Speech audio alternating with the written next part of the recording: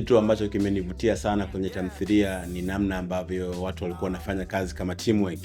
Unajua unapokuwa una wazo unataka kuliwasilisha na hilo wazo linahitaji watu wengi, sio rahisi kwamba watu wakawa na energy ambayo uko nayo wewe.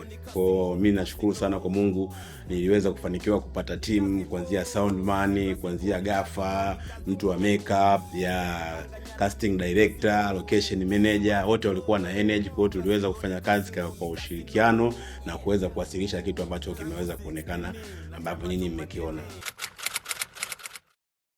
Changamoto kubwa kabisa iliyotusumbua kwenye fungu na ya kwanza kabisa ni umeme.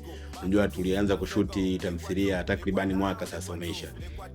Kwa sababu ni namna ambavyo picha tulikuwa tunataka tuzipate, set ambazo tulikuwa tunataka ziwe, ilibidi tuanze kuandaa set from the scratch.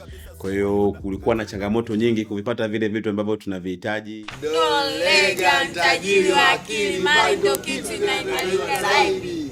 Ndo mimi Don Legan, tajiri wa akili, mali ndo kitu inaangaliwa zaidi. Kwanza modem ilikuwa changamoto sana kuipata, ukizingatia saizi teknolojia ishabadilika sana.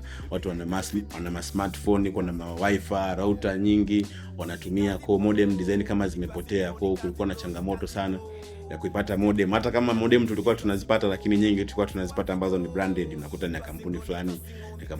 Kwa hiyo kuipata modem kama ile ya zamani ambayo unakuta ni hajihusishi na hizi kampuni za simu ilikuwa ni changamoto sana.